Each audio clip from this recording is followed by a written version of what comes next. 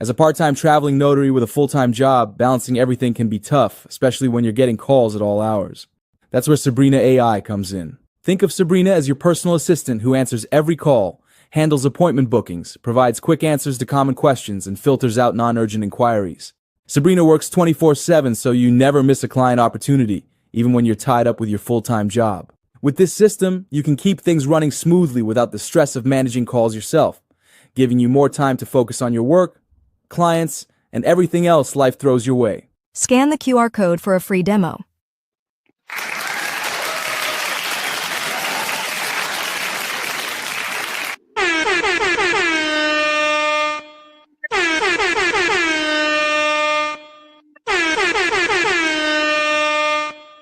Peace, peace, peace. This is your international sales and marketing hit, man. Your humble hip hop sales coach, Tiger Toledo, and you already know what it is, man. You rocking with the best. TEKK, what up? Up, you're on mute. There you go. Hey, man. If I'm on mute, then that means y'all gotta open up your ear holes so y'all can hear me. I'm not on mute. You just ain't listening. How's it going out there, man? How's the weather out in Cali? Yeah, you got me on a good day today. It's raining, so Ha! the one time it rains. I know, right? And you got me on a good day. It's like 70 degrees out in this joint. You heard? Stop. It's supposed to be like 20 degrees like tomorrow, though. That's crazy. That's crazy how it goes up and down. Nobody want that, man. We're ready for springtime and summer, man. I heard that. We only get a few warm and hot months, and then like the rest is like Chicago just shuts down, man. It's ridiculous. So today, man, we're gonna have some fun, man. Of course, up next is the Notary trivia. We want you to test your knowledge. TEKK, of course, you're always our willing participant in this one. Yeah, I studied this time. I'm ready, man. I was actually doing my homework. You said you're ready, huh? Okay, yeah, so man, I cracked open the books and everything. I took the test. I took a practice exam, so I'm ready. All right. So let's go right into it, bro. Notary trivia. Let me pull this up. Hit me. Hit me. Give me the hard ones. All right. Let's start off with this one. True or false? A notary can notarize a document written in a language they do not understand. Man, most notaries don't speak English anyway, so it's got to be false. It's got to be false because most people can't read. So you say false? As they say on the show, is that your final answer? Is that my final answer? I'm gonna say false. Yes. Okay. The answer is true. Oh. As long as the notary certificate is in the language that they can read, they can proceed. Got it. Good to know. Next question. True or false? A notary public can notarize a will without requiring a testator to have witness. Oh, man, I can hear the people now. It's A. It's true. It's false. It's B. It's all of the above. I can hear now. Yeah. Break out your notary primer. So I'm going to say because notaries are pretend lawyers that did not go to law school, I'm going to say that it depends. That's my answer. But if I had to guess, I'm going to say it's false.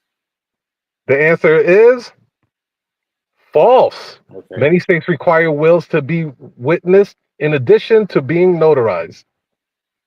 So you 1 for 1 right now, bro. All right. Next question. A minor can have a document notarized. False. I'm going to false, but I'm going to give a caveat. Okay. Most of y'all are kids anyway, so y'all ain't immature adults. Y'all some grown ass kids. So if you're a grown ass 45-year-old kid, then you, in my eyes, you a minor. So But I'm gonna say false. You gotta say false. Yes. The answer is true. A minor can sign the document, but the notary must confirm they understand what they are signing. Okay, so my baby can sign a document. Okay, good. Next question, true or false? A notary can notarize a document where they are named as a beneficiary. Ooh. Ooh, I know this is gonna hit the Florida notaries real hard. I know the Florida notaries be out there scheming. Don't they like, yeah, just put us on your trust and your power of attorney. We'll handle that. It'd be the caretaker and shit doing that. Yeah, all the nursing homes that be out there. Yeah. All right. So because I'm gonna pretend to be a Florida notary in this case, yeah, y'all some scheming people out there, man. They make movies about y'all out there in Florida. Watch, there's gonna be a Lifetime movie out there for Florida notaries. All right, I'm gonna go with false. The answer is false. Notaries must maintain impartial and avoid conflicts of interest. All right, we got one more for you, brother. All right, man. Good. True or false? A notary can use correction fluid or whiteout to fix mistakes on a certificate. Oh my God! All the training I can hear it now. You need to take your notary training. Who trained you? I can hear it now. All the echoes to my what? Whose course did you take? Yeah, right. Right. Okay, because nobody can read your handwriting and you guys scribble. You guys do this all the time, and you shouldn't do this. But to be honest, you can write. I've seen people sign documents with crayons. You believe that? I never had one that did that. Yeah, I ain't even seen a crayon since. But I had somebody sign their document with pink pen. Oh wow! With pink ink. Was it Barbie? They that's what they did. I was like, I don't care. as long as the document didn't say black or blue, knock yourself out. Yeah, go for it. Whatever. All right. My final answer is false. I'm gonna go with false. The answer is false. Ding, ding, ding. Errors should be corrected with a new certificate, not altered. Man, and thank you, TEKK, for joining our show. Yeah. So how many did you get right, man? 2. No, I got 3. Okay, 3 out of 5. 3 out of 5. Okay. Yeah. Nice. I just want to remind y'all, these are jokes, guys. I mean, yeah, we're real. We're just having fun with these guys. All right. Yeah, don't take it personal, man. Yeah. Get a sense of humor. Do not try this at home. Right.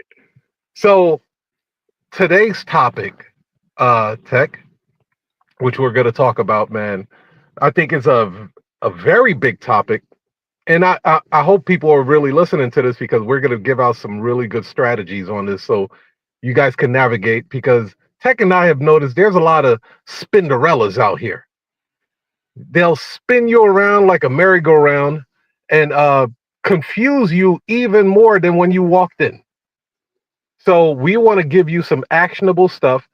Usually, a lot of these so-called coaches and gurus will charge you for this because it's valuable information. But we're going to give it to you for free.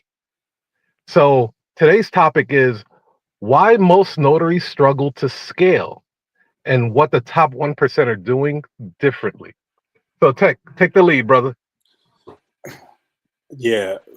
I thought, man, I would like to really start on about what you said about spinning stuff and going back and forth and not giving out answers.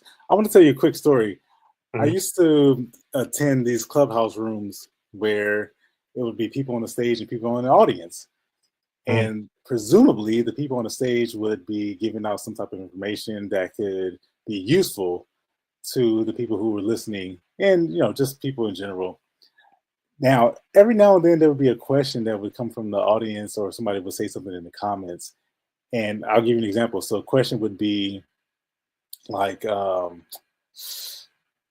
what can I do to get my phone to ring? Seems like a simple enough question. Yes. And they would oftentimes direct it to a specific person, especially if that person was there to speak on that specific topic. They would ask, say, let's say, for example, they were there speaking about marketing. We all love marketing. So the question would be, what can I do to get my phone to ring? And then they would follow it up with something like, I've tried X, I've tried A, I've tried B, I've tried putting my name on listings, I've tried putting my name in directories, I've tried signing up for 111 different signing services. I've downloaded these lists, and I've tried adding services. I've tried doing wedding officiants. I've tried doing Ron. They follow up and they just say, I've updated my Google business page every day. I've optimized it every single day, and I still can't get my phone to ring. What should I do? Very specific question. And then someone on stage was just say stuff. So that's why I want to talk about, when you talk about spin, they spin the block. That's, if you guys didn't know, I just want to give that some context. Is that what you meant by when you say spin? Heck yeah! Like they'll take the person. You know how that old game where you would drink something and then you put your head on the stick and then they tell you spin around and then try to run to the finish line. Yeah. Oh yeah. Yeah, and then you never make it. You wind up busting your ass. Like they'll take the person that asked that question that you just mentioned, and they'll spin them around and never really answer that question. And then they'll follow up with buy my ish or something. Now, trust me, I have no problem with a person selling their products. The problem that I have is when a person already paid you to learn something and then you still spin them. So you either don't know or you're planning to gouge this person financially. Oh, that's another level that your membership doesn't cover this, or at a conference or something, people pay their hard-earned money to sit in the to hear these speakers, and then you give them no good information, no relevant information. So that's what I mean with spin. Yeah, man. So let's give you guys some answers, because that's absolutely right. You see, running a notary business, it used to be simple. It used to be, person call you, you pick it up, and then you would book them. You would schedule a time to go meet them.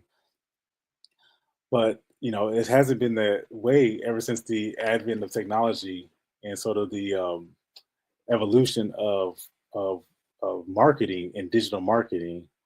So the question is, how can you handle more notary calls? So if I give you if that was a question, so here's the thing: when I use a service like Calendly, for example, I can instantly, which is a free service, you are set. This is essentially what's happening. I'm going to kind of take this back.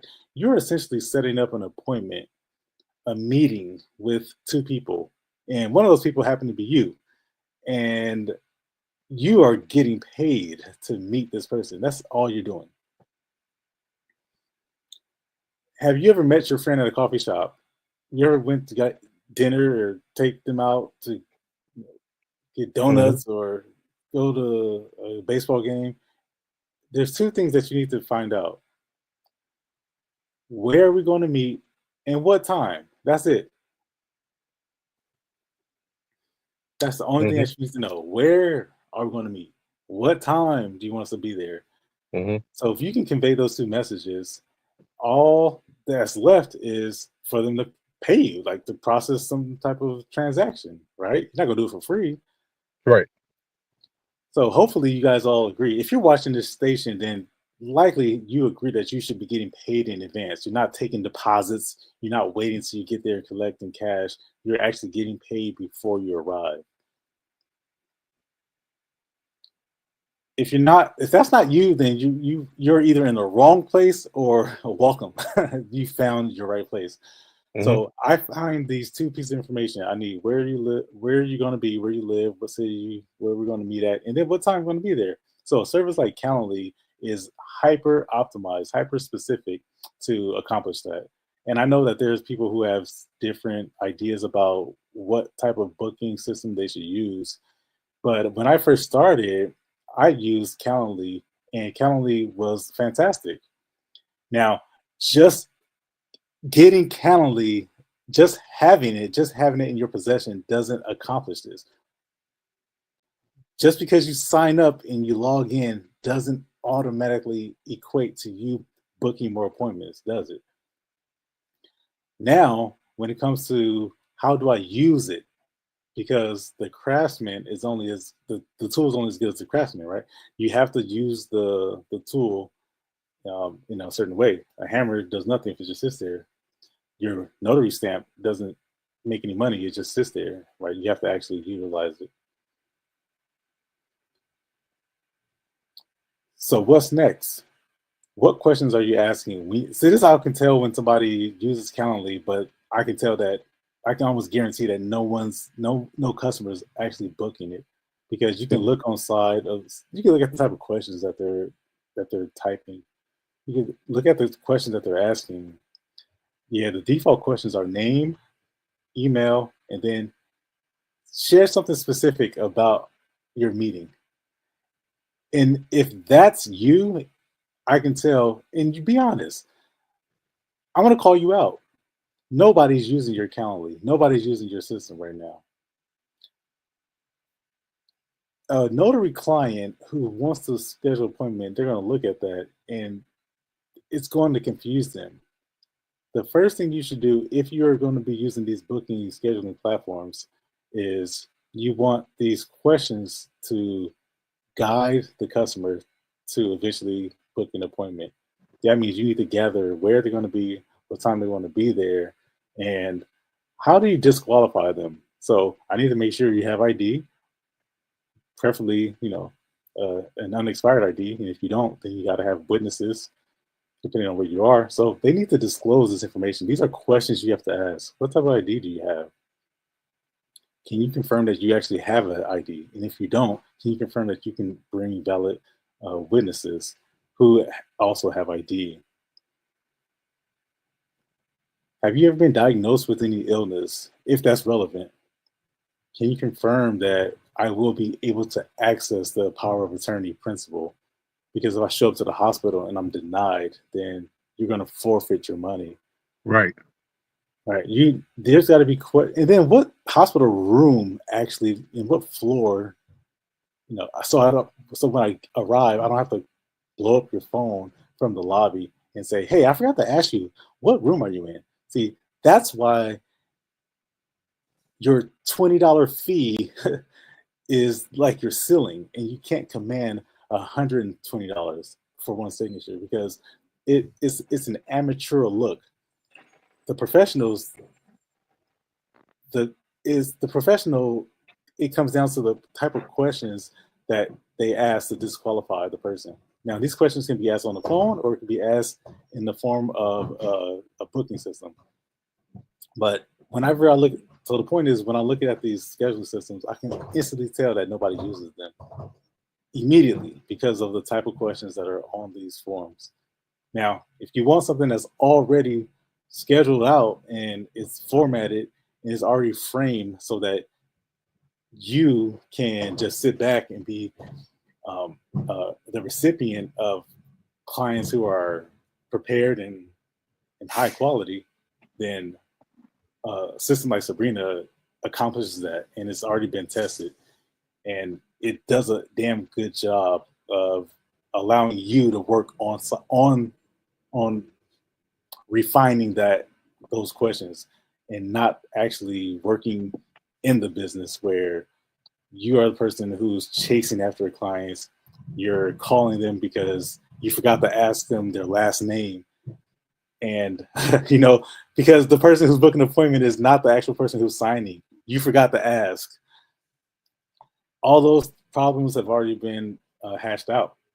And, you know, I think that that's really what separates the people who are who in that top 1%, people who can command, who just seem to continuously get these high-paying clients, and they have a pipeline that's full of them, versus the person who has to ask the question, well, how do I get my phone to ring, right? If you're still stuck on that question, well, how do I get my phone to ring?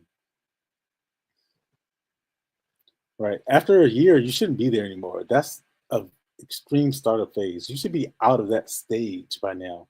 And if you can't seem to get yourself out of that stage, then it's time for a new lesson. And then also, if you can't get out of that stage, it's going to be very difficult to scale, right? Because you need customers in order to have customer service.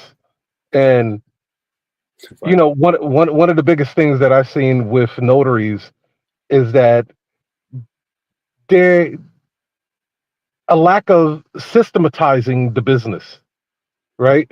Sometimes they're flying by the seats of their pants. You know, as we coach many notaries, they didn't have the right system, and I understand that because sometimes with the industry, somebody needs to teach you what the right system is. What does a successful system look like? If there are people that don't have the Calendly, like you mentioned, Tech. They're writing it on, you know, pen and paper. You know, they got sticky notes plastered all over their vehicle, and the the the idea of scaling and getting more phone calls to them is like, okay, I could barely handle the amount of workflow that I'm getting now. I can't scale because who knows what's going on in their mind. I need a staff. I need a virtual assistant. I need this. I need that. I need this software. And reality is you really just need a system that takes care of those things. For instance, um, and you guys could check out Sabrina. Sabrina is a heck of a system. It knocks out 95% of the stuff that we're going to be mentioning today. But we'll be mentioning other softwares like Calendly and stuff that you can use on your own. But okay, if you're using the pen and pad to book appointments, and then while you're writing the appointment down, you're looking at your calendar, there is a disconnect there. It's disjointed. You don't want to do that. So now someone mentions that you get Calendly. Okay, now you send one link to the customer, and now they book. Not only do they find a time that's appropriate for them, but they also put in their information and location, so you're not even writing anything down. And then 3, they're going to process their payment. 4, they're going to get a reminder. And 5, you get an email that says that this transaction has just went through. Here are the details for you to run that notary. It knocks out like 5 to 7 different things. Just that one software, which is just a calendar. It's just a booking calendar with a payment gateway. So, which Sabrina does, by the way, but that's a system. Yeah. That eliminated you pulling over in the car if you're driving, or finding a quiet space to talk and asking the person to repeat. Did you say Mulholland Drive or Mullen Drive? Right? What's the correction? There's so many things that can cause you to lose that deal. So you want to have that system. The second thing, Tech, I would say, why most notaries struggle to scale is that they believe that they have to be the one doing all the damn work. Yeah. Meaning, if I'm going to scale, I'm going to increase my workload. And this is from coaching a lot of people on the Notary Cash Flow Academy. They believe that if they scale, they have to run all of those damn appointments. Overtime. Doing 3 appointments now. If I scale, that means I'm gonna run 5 appointments. Yes, you're gonna make more money, but there's a curse that comes with that. You're gonna put a lot more wear and tear on your vehicle. You're gonna put a lot more wear and tear on your body, and then the chances of errors increases because you have increased your workload. So, TEKK, our philosophy is everybody's commission is our commission. That's right. So, every notary out here that has a commission that is well versed at what they do, because you're not the only one that is the best at what you do. There are other notaries that are very well versed, that are very professional, that take their career very seriously. Commission those people. You get a lead, you don't want to run it. Find a notary on these 3 platforms I'm gonna mention to you. Which my favorite is Notary Cafe.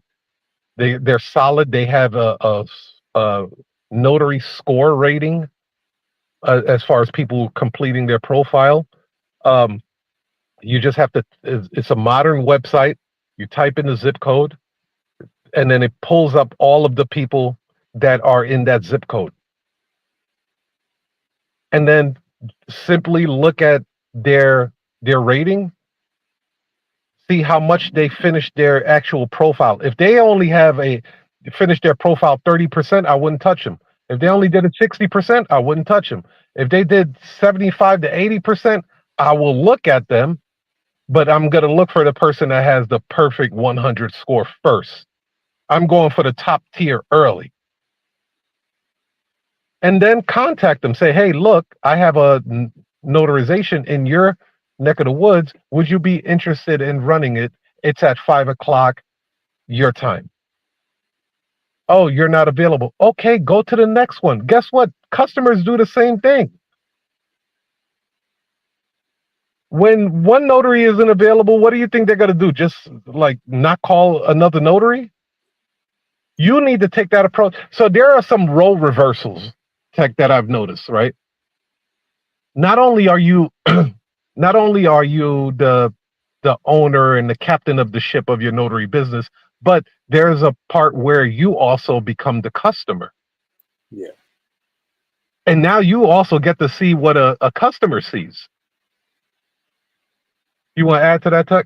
Yeah, that's appropriate. That's appropriate because I like the point that you made about talking on the phone, or at least answering or being systematized, having that approach. The nice thing about doing things the same way over and over and over again is that when something doesn't go right, you can quickly identify it, and then you become better at it.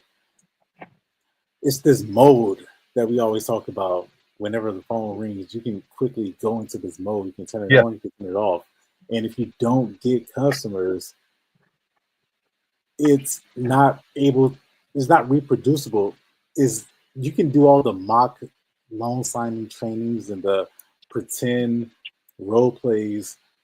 Not saying that those are bad, but when it's with live ammunition and there's real stakes on the line, there's something that that it develops in you, and that's the only way to do it, is to actually go through it. You can't really pretend, you can't fake it. But having that same process of going through the same steps, same thing over and over again, and that's what a system is. That's why you have to have that approach. If you're just making this stuff up as you go along, you're just coming up with it on the fly, that's the kind of results you're going to get. You're going to get these made up, sloppy results that are just completely random. You don't know what works. You don't know if what you said actually had an effect. That's why it's got to be systematized. And this shit is so much better that way, so much more organized that way.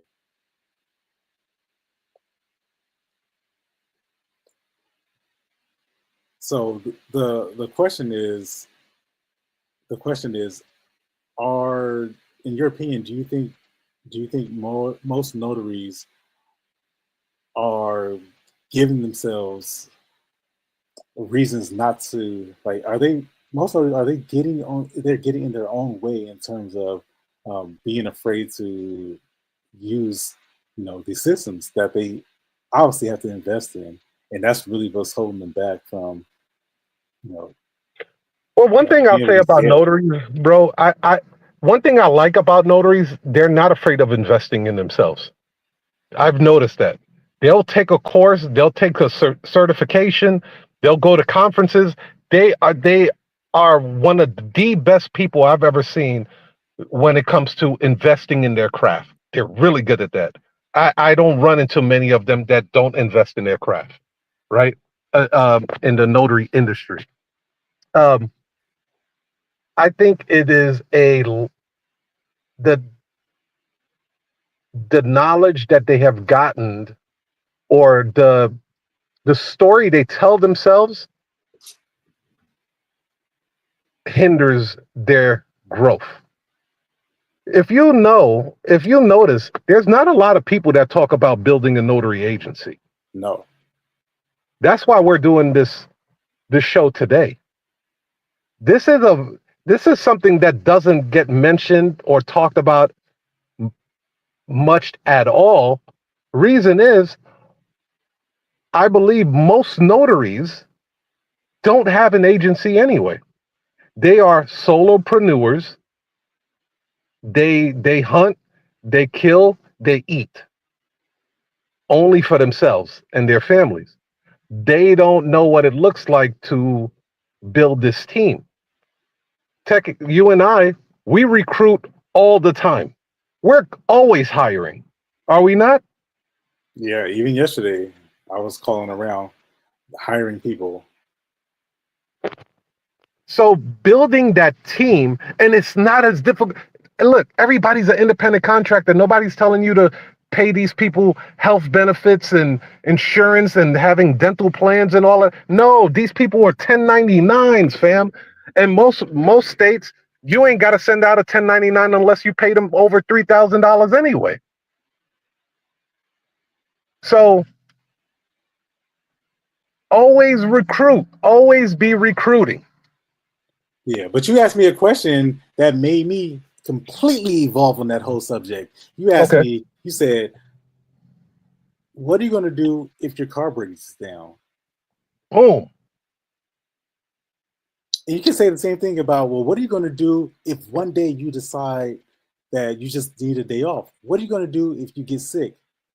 Are you just going to go out and infect the entire community? All three of those above happened to me.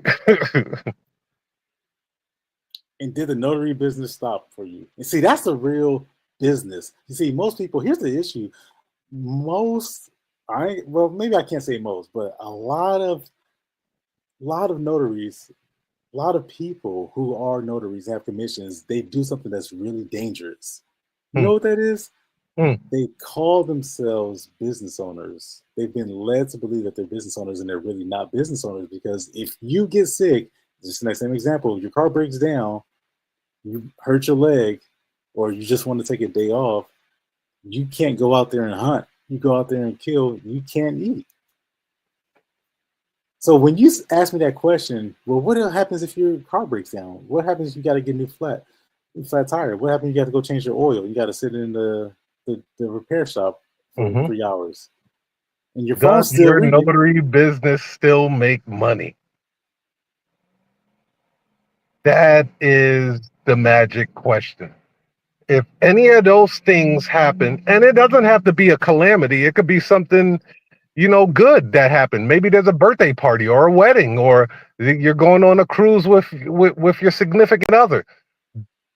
Does your notary business continue to make money without you being there? That is a critical question to ask. If you can't ask that question, if you can't answer that question correctly, then you're not in a position to scale. And be honest with yourself. Yes. Listen, Know thyself. Look yourself in the mirror and be honest with yourself. If the answer is no, and you acknowledge that, then that's a great start. But if you tell yourself, yes, I can, but you really can't, and how do you know this? How do you know that you can't, you don't have an agency? Here's how you know. If when the phone rings, you answer it. And then when the appointment gets booked, you go execute it. And then when the request for a Google review needs to go out, you send it.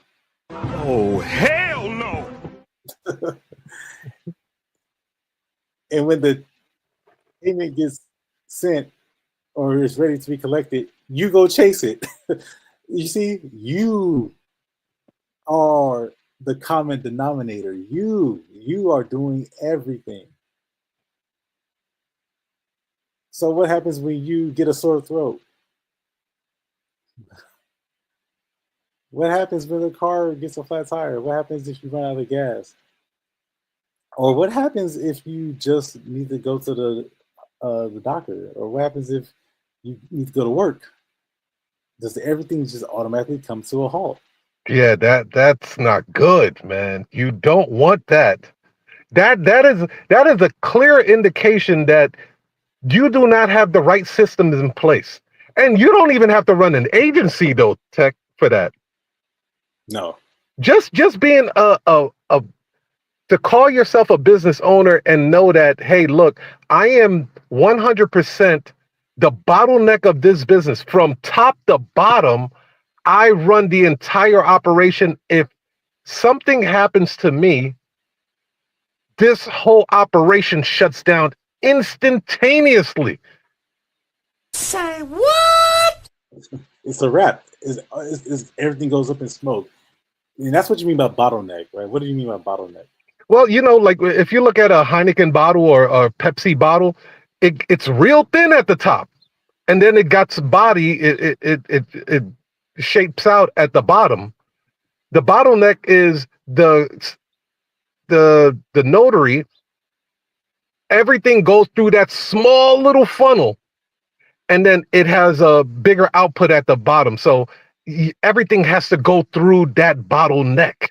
It's only one way out. There's only one way out, one way in. There is, it's not multiple bottles, or it's not a octopus where it has multiple tentacles. Like the octopus can grab something from its left, it can grab something from its right, it can grab something from in front of them, or behind them, or above them, or up below them. You want to have tentacles, and the way you do that is you have the right system, and you have a reliable crew that you can count on. And the only way you could do that is you have to get out there.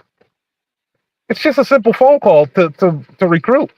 Matter of fact, if you have a website, you should have a spot where you're recruiting people on your website.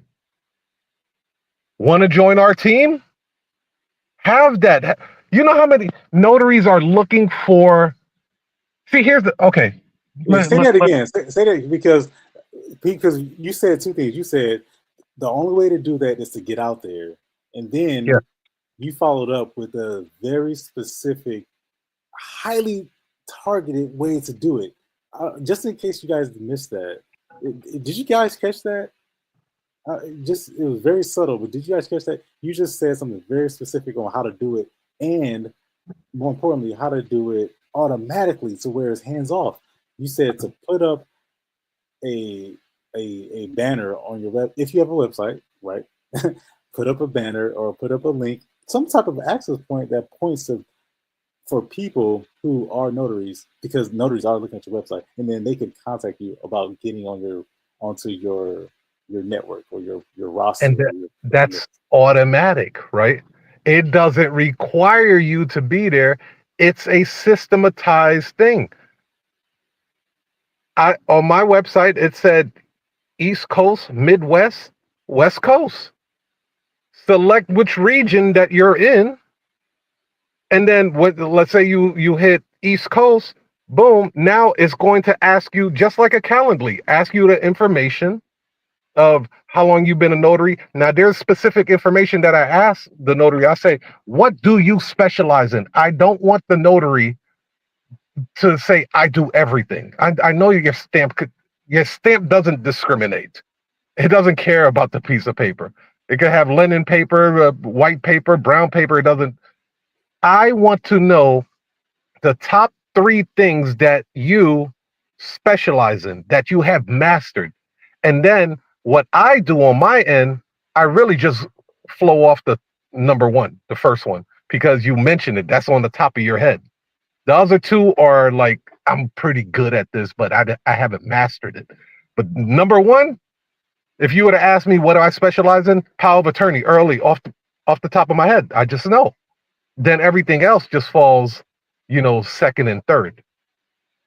So now I have a very highly qualified person that is good that does loan signings on the East Coast. I get some business in that area. I have somebody that I can reach out to. What do you say to the person who says no one will never fill that out? No one will ever fill that out. That's impossible, because what do most of these traditional notary gurus tell people to do? Go sign up to as many signing services as you can. Right. So they're doing the work for me.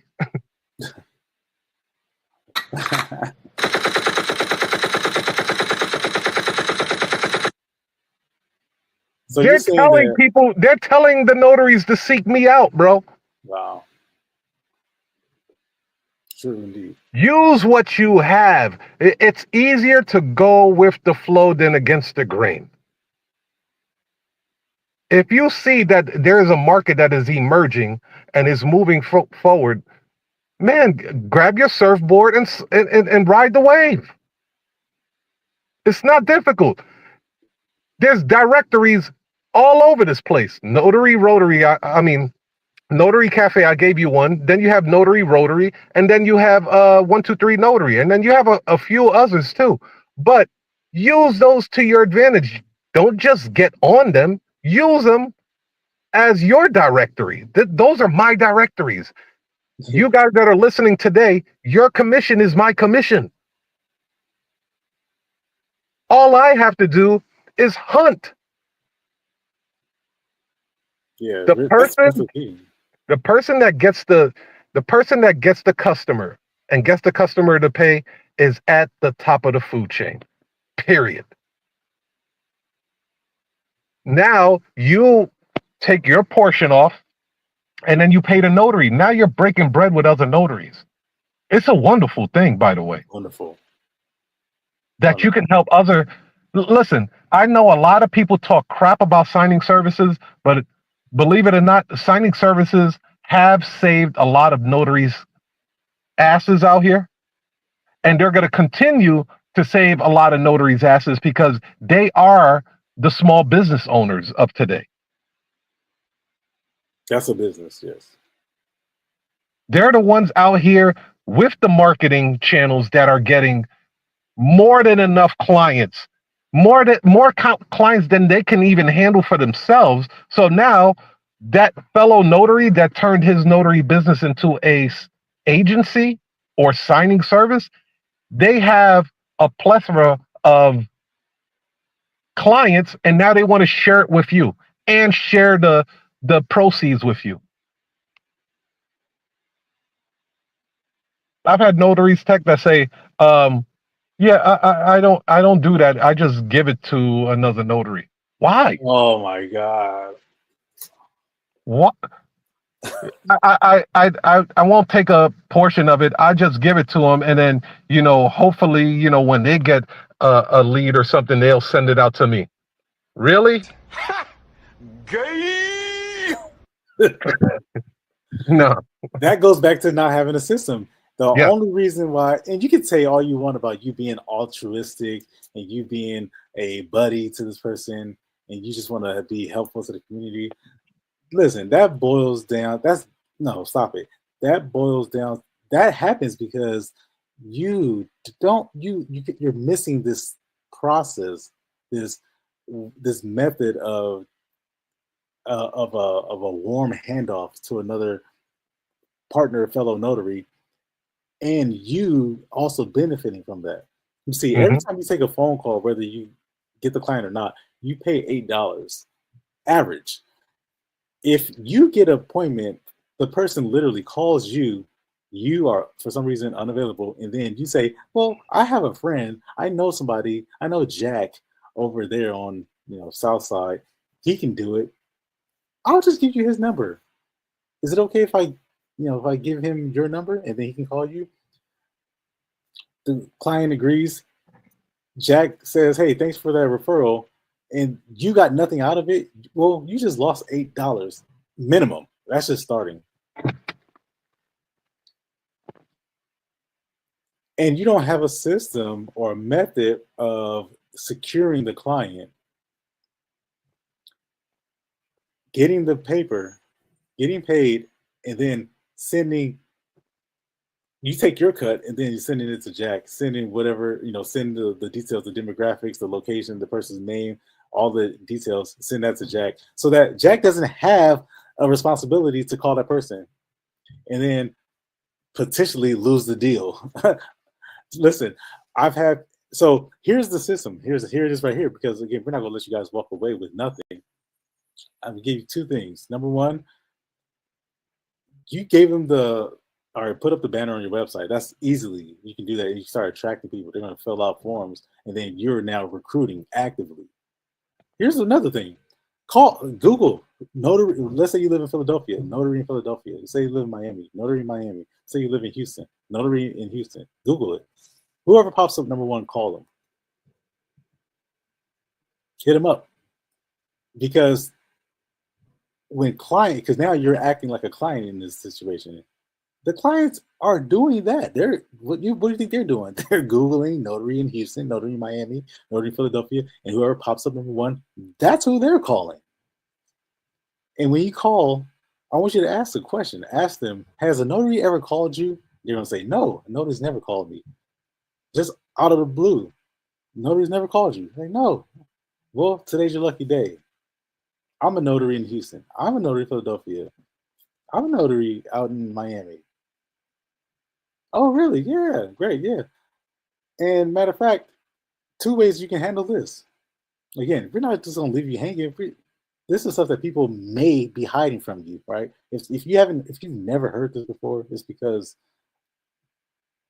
either the notaries don't do it, or worse, they're hiding it from you.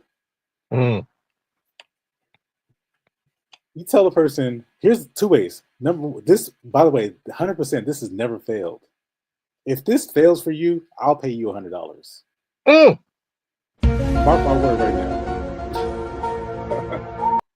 If this fails for you, you call me up, you call me out, you leave a comment below, and you say, "TEKK, that's not working for me. I tried what you said, and this didn't work." If you can prove to me that this didn't work, and I'm not even going to badger you about the proof. I'll pay you $100 if this doesn't work. I'm telling you right now, this is 100% never has failed. This has never failed. What I'm getting ready to tell you. You want a 100% sure way to recruit a client or recruit another notary and how to expand? This is what you do. This has never failed. I call them up and I say, "Hey, listen, I've got a single signature document, two signature, three, it doesn't matter, whatever. One signature document in your city, Miami, Houston, Philadelphia, it doesn't matter the city." And I'll say, "It's at 1:30 near the airport, right? Are you available for it?" So I already have the appointment secured. And then I ask them, "Are you available for this single signature document at 1:30 in your city?" They say yes, they say no. Sometimes they say yes, sometimes they say no. But if they say yes, and I say, "Great." So here's the next step. We have appointments in this part of town all the time. Is there anything that you don't do? So I've already secured this client. Now I'm just doing what Tiger just said.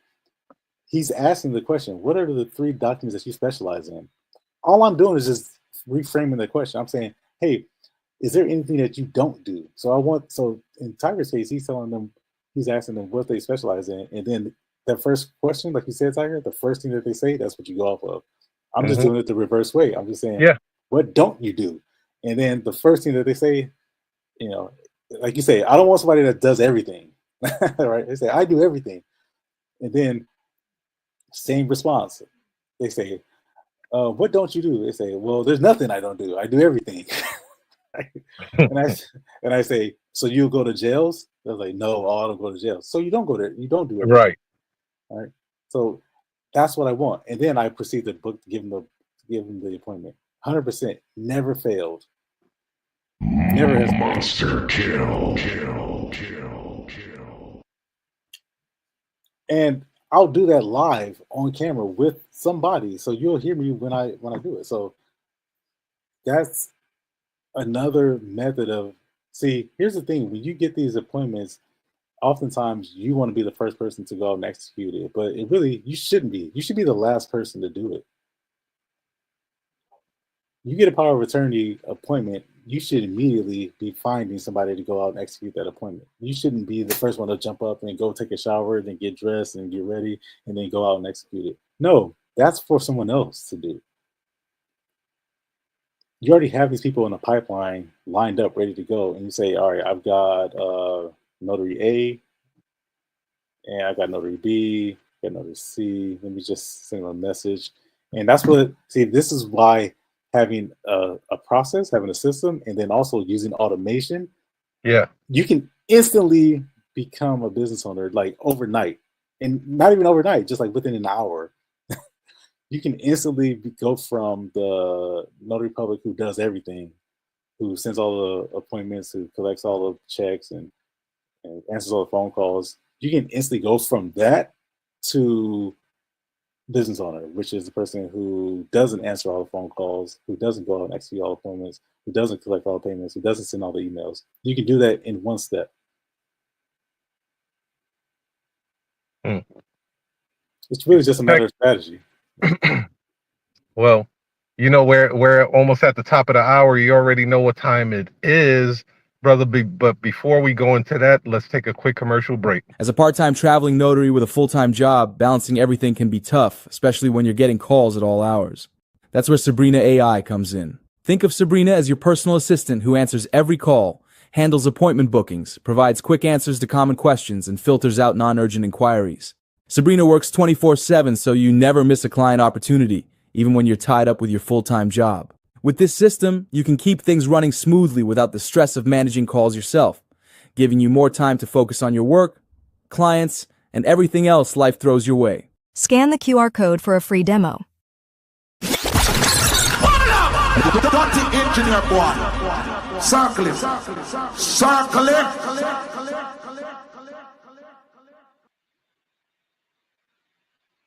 All right. Welcome to another edition of the Money Corner. And for those of you guys who stuck around, you guys are in for a treat. One thing I want to ask of you, I need you to tell me if you can hear my video. I'm going to play a video for you. It's a 2-minute video.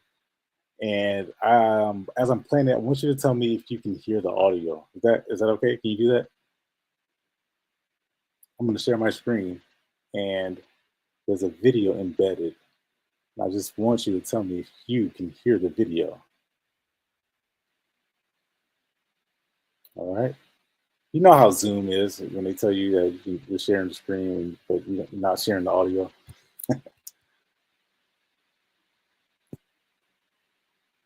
All right. So let me share my screen.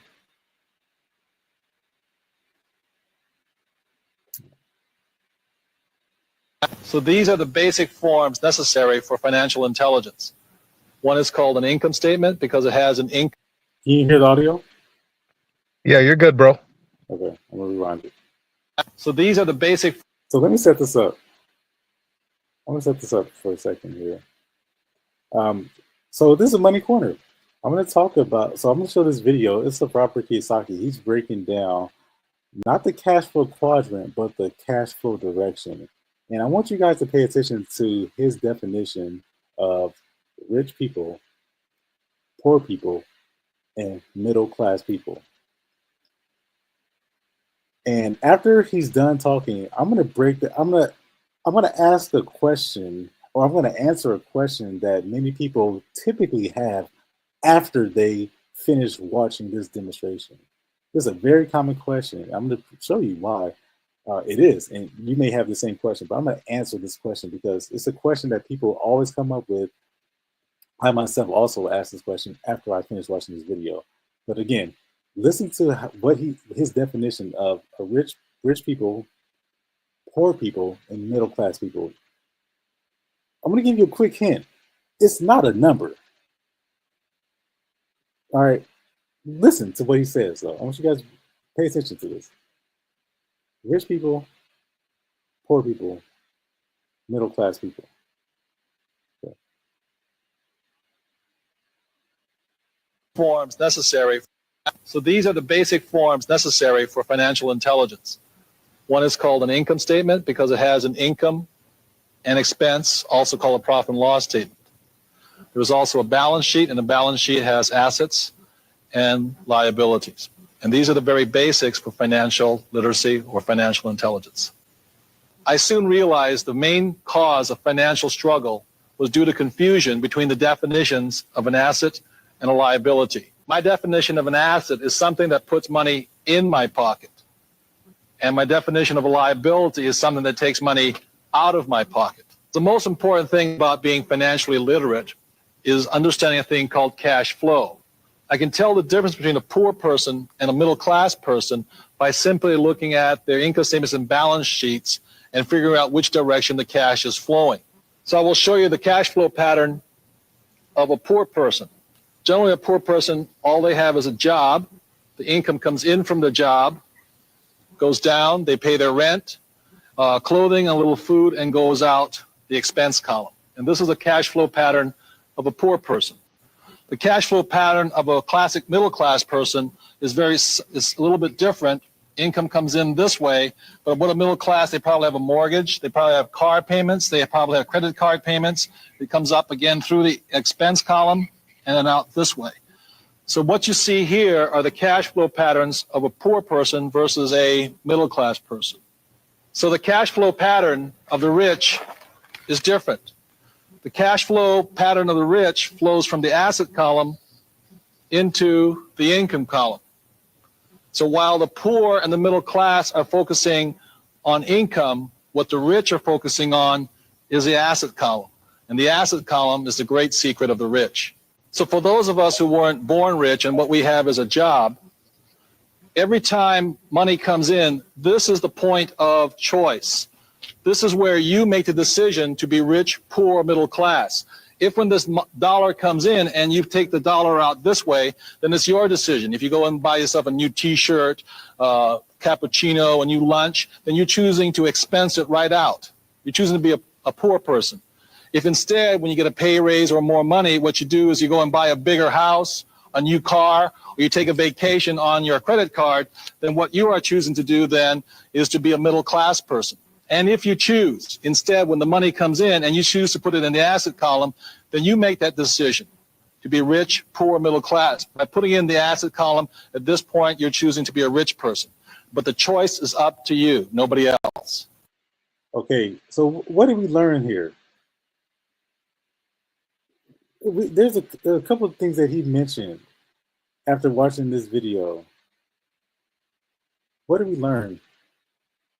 We learned a couple of things. We learned, number one, did he ever at any point mention a number? He never said a rich person has $1 million. He never said a poor person has $100. Did he? He never said that. He never mentioned anything, any values. He never mentioned a middle class person that has $10,000. Isn't that amazing? Isn't that fascinating? Isn't that intriguing? Your entire life, maybe you've been led to believe that, hey man, I need $1 million in order to be rich. No, not really. Or, oh, I only have $100, so I'm poor. Well, not necessarily. Oh, I only have $10,000. I'm doing okay. I must be middle class. Maybe, but not necessarily.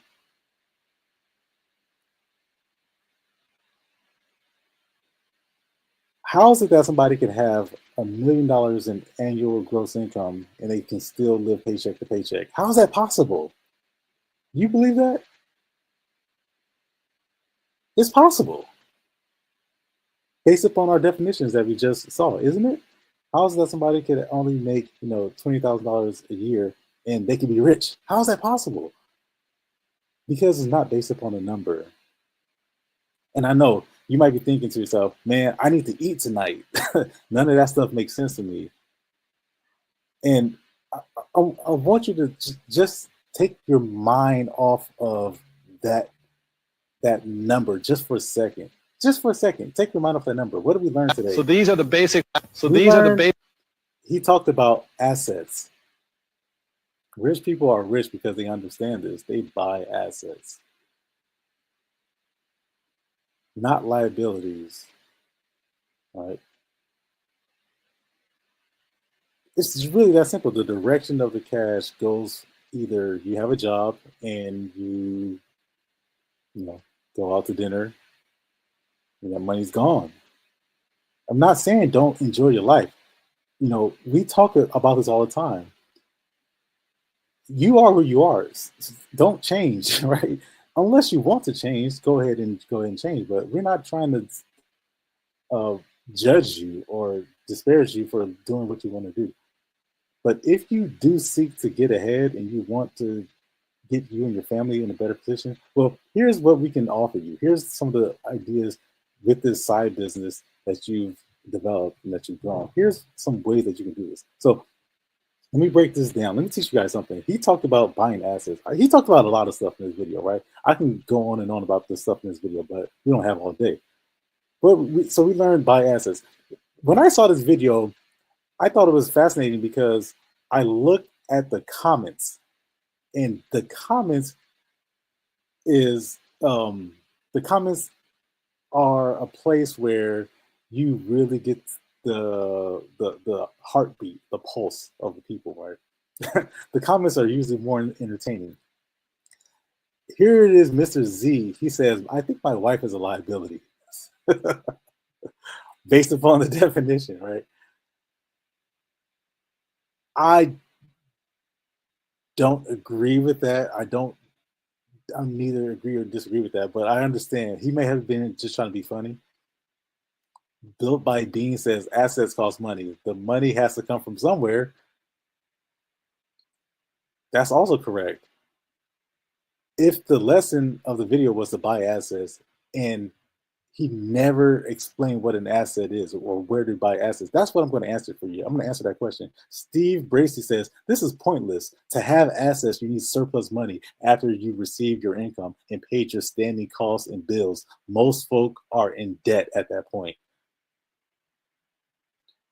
You may agree with Steve Bracey, but folks, we're not financially illiterate people. We are actually working to become financially literate and financially educated people. So we know that, well, that doesn't apply to, there's some people that doesn't apply to. So what is it that they know that we don't know? Yeah, I know some people who are really well off, and I know some people who are really, really well off. And it's something that they do that other people don't. And it's, again, he never mentioned a number, right? It doesn't have anything to do with number. It all has to do with this concept of where is your money? What direction is it going? And how are you treating it? Let's look at some more comments. Mr. Chasky said, I understand. Rich people don't buy t-shirts or coffee. They just fire people from their companies to get money. Right? That's another, what is that? That's like, what do you call those people? Communist people. Those are like anti-capitalist people who, that's what he's talking about. And this is probably somebody who's speaking from emotion, right? They're not using intelligent reasoning and logic, right? They might have just said that just to get likes. They actually, you see it got 167 likes. Mr. M4VL4 says, okay, stop eating and drinking, buy assets. Got it. Right, again, somebody who's just being a little tongue-in-cheek. Of course, we're not telling you to stop eating. We're not telling you to stop drinking. Continue to live your life. Continue to do those things that make you happy, you and your family. But if you want to get ahead, if you really want to get yourself and your family in a better financial position, so you're not constantly living under financial stress and living under the issues that a lot of people are living under, and we'll see this in a second, then how are you treating the direction of your cash? Now, TEKK, the DJ, he said, some of the greatest assets. Now, this is more helpful. This person is a little bit more productive. Number one, your mind. Tiger, you probably agree with that. Number two, your creativity, your unique skills, right? This is a little bit less tangible, right? He's talking about investing in yourself. Another great asset. Number three, your network. Number four, time. Absolutely agree with these things. Also, another great asset. 5, debt. You believe that? Number 6, human capital. That's one of the greatest assets as well. Number 7, debt-driven human capital. Hope this assists. So this person is much more positive. And this is something that I tend to find is that people who are well off and people who are really, really well off, they're usually very helpful like this. Not every single rich person is a bad person and is an evil, billionaire sitting up in the top of the kingdom and castle. Sure, that exists. I'm sure it does, but I find that a lot of people, depending on the community, they're very helpful. All they want to do is they don't have time to see you lose. They don't even want to be around that type of attitude. They want to be around people who are very positive. But here's the number one question or the number one comment that people always say. Nobody ever says what the assets are. And he's right. Frost on Don. If that his name is. And I think he's right. So I'm going to tell you what are the assets that because that's the lesson, buy assets, right? So what are the assets you have to buy?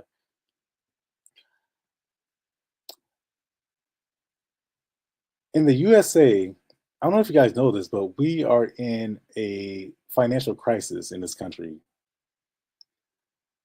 Most people have nothing saved. 78% of families today have nothing saved.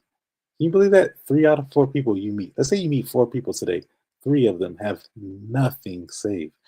This country is in a financial crisis right now. And because people have this lack of understanding of this financial education, the question I have to ask you is, would you be better off making better financial decisions if you had adequate financial education? And just like any other type of intelligence, emotional intelligence, you have physical intelligence, you have, classroom work intelligence, maybe you're really good at your job. Financial intelligence is an intelligence. It is. Just like any other type of, maybe you're really good with tools and you're good with automobiles. Maybe you're really good notary. You're intelligent at your craft. Well, it's no different with financial concepts. If you never sat down and been given this education, then why would you be intelligent at it? You wouldn't. 70% of people today have nothing saved. Let that sink in for a second. So I'm gonna tell you, here's the answer. So buy assets. Yes, you're number one. Assets are what produces income so that you don't have to go out and then work for every single dollar, so that you can make money when you sleep, and so that you can also leverage like automation. You can leverage other systems. You can leverage other people like other notaries. You can leverage so that you are not working yourself overtime. You are not begging to get more and more money as the price of things goes up and up and up. You are not trying to work from behind. So number one thing you have to do, you have to stop the bleeding. This is what I call your financial foundation. It doesn't matter if you have $1 million in the bank, if you have $10 million, if you have only $100 in the bank. Number one thing you have to do, stop the bleeding first. And this is free, you guys. You can stop the bleeding for free. Okay, this is how it starts. What we're looking at here is a pie chart. 50% of everything that you make will immediately go out to expenses. Just chalk it up, okay? Just accept it. 50% of everything you ever make will just immediately go out to expenses because you have to live. You got to eat, you got to drink. Your kids have to go to school. You have to wear clothes. You have to buy gas. You have to have a cell phone. Have to buy cable. Whatever it is, just half of that. Your kids have to play soccer, 50% of everything you make will immediately go out the door. Another 25% of that will instantly go to servicing debt. Credit cards, mortgages, automobiles, personal loans, student loans. The interest that accumulates on those debts, you have to, if you don't, it'll creep up on you, but you have to service those debts. Right. And if those debts aren't producing anything, then they're really bad debts. But if they are producing something, then they can be good debts, but you still nonetheless have to service them. So 50%, everything you make $100, $50, you didn't really make $100. You got 50. 150 of it goes out.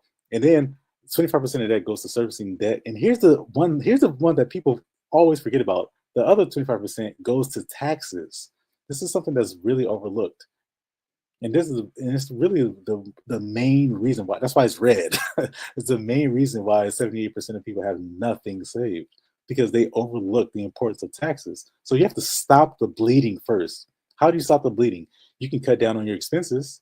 You can send your kids to a cheaper school where it's dangerous and people bring guns and drugs and they touch kids at school and the teachers are sexually abusing kids. You can do that. Right? Or you can live in a cheaper neighborhood where, there's violence outside and people break into your property and then you end up having to spend money on, what I'm saying? You can cut back on your expenses. You can do that, but why would you do that? That's not practical. It's not safe neither. Well, you can stop borrowing money, right? You can cut down on your debt, right? You can try to pay off the debt and then you can work towards to pay that down, or you can cut down on your taxes. Right. And now there's ways that you can cut down on your taxes legally. Look, I'm all for paying taxes, paying my fair share. I just don't want to pay more than I have to. Why would I want to pay more than I'm actually required to? I have no problem paying taxes. I'm happy to. That means I made some money if I'm paying my taxes. But why would I want to pay more? And I'm going to show you something here. So if half of our money goes out to expenses, 25% goes out to debt, 25% goes out to taxes, there's something missing. Do you know what that is? What's missing is, do you know? It's savings. Where are we able to save money? Where are we able to get ahead? Where are we able to protect ourselves for the long term, the long run in our future years when we are no longer able to work, or we feel like we want to stop working? You're not saving anything. That's why I started by saying 70% of Americans have nothing saved. No one ever sat them down and taught them, hey, has anyone ever taught you how to save money? I'm going to show you right now. This is how you're buying assets so that you can save money for the future. Here it goes. Stop the bleeding, guys. Whenever you get $1, whenever you get $1, there's three things that you can do. So Robert Kiyosaki talked about, you have a choice. You can either go to the asset column, you can go to the liability column. It's up to you. You have the choice. That's the language that he used. You have the choice. You can go buy a steak. You can go buy a bigger house. If you get a bonus, you go shopping, or you can go buy assets. You can go put it in your savings account. You can put it in a CD. You buy annuity. You buy a bond. You can buy cash value life insurance. The reason why these are in 3 columns is because, and again, I follow up with the question, has anyone ever taught you how to save money? We talk about financial education, which is a different type of intelligence. Have you ever seen this? There's 3 types of taxable statuses that will have, based upon $1, based upon where you put it, based upon how you spend it. There's 3 things that could happen here. If we look at this first side, the left side, it says taxable. And if you look, in the triangle, all 3 sections of the triangle are colored gray. All right. Underneath that, you see savings account, you see CDs, certificates of deposits. What this means is that when you make the money, when you earn the money, you are taxed on that. When you store the money, you are you hoard it, right? You don't do anything with it. It just stays there. You just save it. You are taxed on that if your money's in a savings account, if your money's in a CD. And then when you withdraw the money or when you go to spend it, you're taxed on it again. So when you talk about reducing your tax liability, how in ways that you can stop the bleeding, where is your dollar going? When you get paid, does your dollar go immediately into a savings account? If it does, then you're getting taxed 3 times, and this is devaluing your dollar and is devaluing your ability to save money. So by the time you turn 80, 90 years old, you have nothing because all your money has gone to taxes. If you kept all your money in a savings account, you kept all your money in a certificate of deposit, because the money you earned from the jobs got taxed and you deposit it into a CD account, then it gets taxed every year. Don't they send you a 1099 every year, and it says you've made so much money in your CD, or your CD has accumulated, X amount of dollars. But let's say you got $100 just to make it easy, and then your CD accumulated $10. So now the value is at $110. But you don't pay taxes on the $100. You pay taxes on the $110. So when you pay that every year because you can't just make free money. You have to pay taxes if it's in a CD. And then when you go to access that CD, or it matures and it's time to get that money, you have to pay taxes again. You guys ever heard of a 401k? If you're 59 and a half and you go to cash out your 401k, don't they? What do they do? They tax you, don't they? Yeah. So, but there's another option, isn't there? Let's say we put our money into a fixed annuity. So Kiyosaki talked about rich people, again, not about a number, it's about the mindset, it's about the direction. Instead of putting it into a savings account or a CD, I'll put it into an annuity. Let's say I saved up $50,000, I saved up $10,000. There's annuity companies that if you have a minimum of $10,000, I think there's one even less than that. Don't quote me on this, but I won't say the name of the company, but I know for sure that if you have a minimum of $10,000, say for example in a 401k, let's say as people are getting laid off right now, and as people are getting losing their jobs, and the stock market is crashing right now, and people are losing money. Again, stocks isn't on this list, but stocks would fall underneath the taxable column, where you pay money, you get money, you buy a stock, you tax on the growth, and then you go to sell the stock, you pay the capital gain tax. So stocks isn't on this, but we're not gonna get into that. So I know how y'all feel about stocks. For the record, I do own stocks, but I don't actively invest in stocks because of this. I know where my money goes. I'm gonna show you something. So tax deferred, you see the triangle is only one great triangle, and I'll be wrapping this up pretty soon. But this is such an important point. That's why I'm spending a little bit of time on this. You see the triangle and 2 blue portions and then 1 gray portion. So that means that you deposit money into the fixed annuity or a savings bond. If you guys don't know what a savings bond is, think of it this way. Whatever city you live in, let's say they're trying to do some improvements to the main street in your city, then they offer up, hey, you can give us $150,000 or give us $1,000, whatever it is, and then that money will help us improve the city. And then after 10 years or 7 years or whatever it is, you can get that money back plus like 3%, 4% interest. Very conservative, but it's safe. It's very sure. It's not very risky at all. And if your money's just sitting in an account doing nothing, then here's a better place where it could be, where it can earn a little bit of interest, and you're also helping the city. So that's what a savings bond is. But when that money grows in that 3%, that 4-5%, whatever it is, let's say it was $100,000, and then it has the 3% growth, and then you actually end up with like $106,000-$107,000 over the course of 5-7 years. You've made some money. That's pretty good. That's not bad. But you have to pay money on that growth. You have to report that and say money on the growth. Now, here's another column. Would you believe me if I told you that there's actually a vehicle that you can talk about? The question was,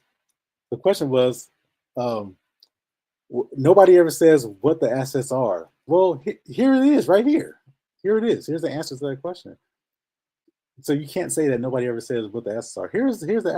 These are all assets, by the way. They can all be assets in one way or another. They can all be. But here's if you are interested in stopping the bleeding, you're interested in slicing down that pie of the tax of, let's say if you can take this from 25% to 18%, just something like 7%, you decrease it by 7%. Let's just say that could result in thousands of dollars of savings over the course of your life. It could. And that's, again, what Kiyosaki was referring to. This is what rich people know. They put their money into a tax advantage or asset that over time you put the money in, and then when you go to access it later on, or when you go to use it for income, right? Your income is what's funding these vehicles, is funding the annuities, is funding the cash value life insurance, is funding the savings accounts. You pay yourself from these assets. You don't pay yourself from your checking account or from your income from your job. You don't use that money to go and live. You use that money to fund your savings, to fund your later on life, to fund your retirement, because this grows in a tax advantage environment.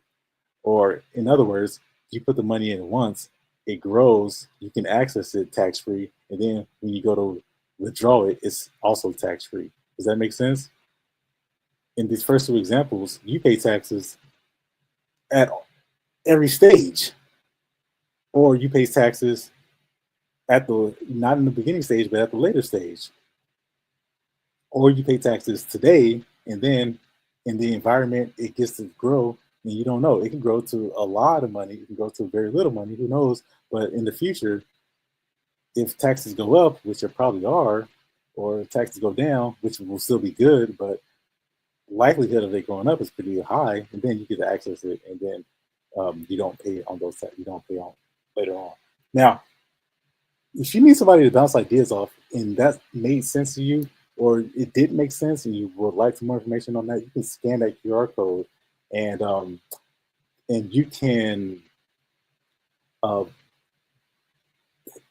sit down and share with me. I love to bounce some ideas off your head and kind of get an idea of what you're thinking.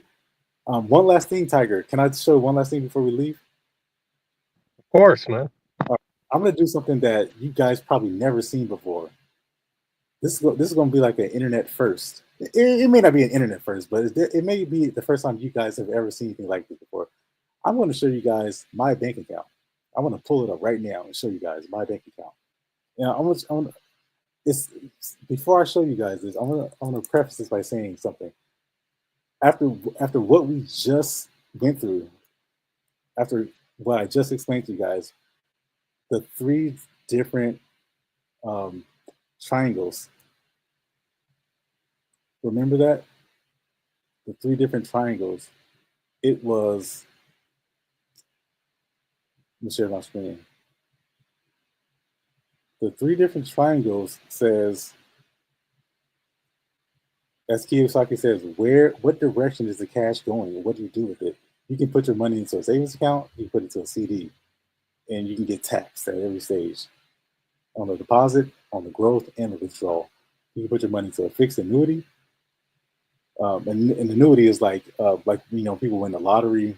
You can get a cash, you get the lump sum, you get paid out right now, or you can get paid, every month for the next 30 years. That's like an annuity, right? That's all the lottery is. It's just an annuity. You put in a savings bond, or you can put into cash value life insurance where it actually pays you, it protects you in the event that you get sick and you can't work, you become terminally ill. And then also it allows you to pass the money down to your beneficiaries or to your grandkids or to your great-great-grandkids. You can do that. So the question I want to ask you is, how are you stopping the bleeding? Where are you putting your money? If you consider yourself rich, you consider yourself poor, you consider yourself middle class. It's not a number. It's only where is the money going. That's how you. The first thing Robert Kiyosaki said, I can tell when somebody's rich, I can tell when they're poor, I can tell when they're middle class, based upon what? Where their money's going. It doesn't matter the number. I can tell if you're rich, poor, middle class, based upon one thing: where's your money going? I'm going to show you guys my bank account. This is my bank account right here, guys. I keep $1 in my bank account. $1. That's it.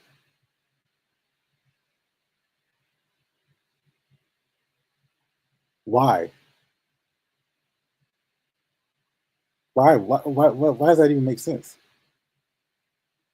It makes sense because if you keep your money inside of a savings account, or a savings account is like a checking account, same thing. It's the same thing, right?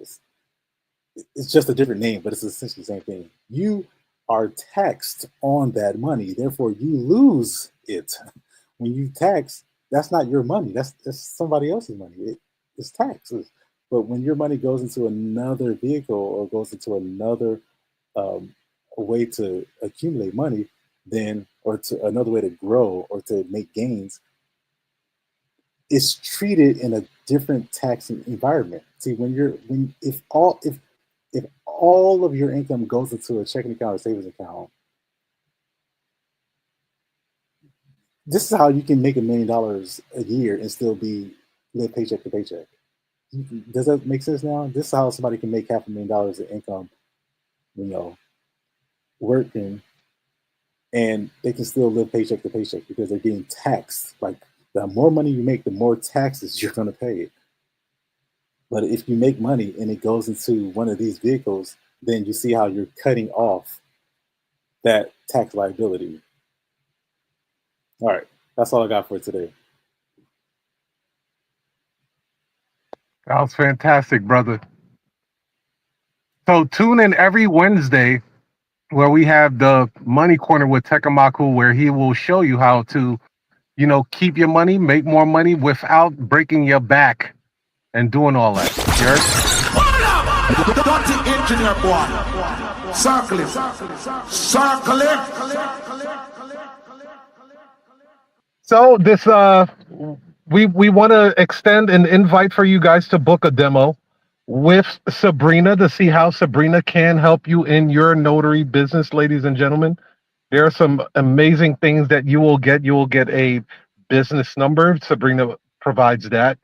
She can also do smart scheduling, like we were talking about earlier, with having the right system. And then once you have the right system, you start recruiting. Now you are able to scale your notary business and have that agency and make way more. Like, at that point, you have no ceiling over you. And then Sabrina also works 24 hours, 7 days a week. So if you would like to book a demo, scan that QR code there, and we will be more than happy to speak with you. Any last words, TEKK? Hey, man, all we're trying to do is simplify the notary world. Can you please come with us on this journey? Come with us. Come with us on this journey. You'll be glad you take it. And it's a free demo, so you guys, it costs you nothing. And I guarantee you'll walk away with something. Peace. As a part-time traveling notary with a full-time job, balancing everything can be tough, especially when you're getting calls at all hours. That's where SabrinaAI comes in. Think of Sabrina as your personal assistant who answers every call, handles appointment bookings, provides quick answers to common questions, and filters out non-urgent inquiries. Sabrina works 24/7, so you never miss a client opportunity, even when you're tied up with your full-time job. With this system, you can keep things running smoothly without the stress of managing calls yourself, giving you more time to focus on your work, clients, and everything else life throws your way. Scan the QR code for a free demo. All right. That tune there. Nobody know with that tune there.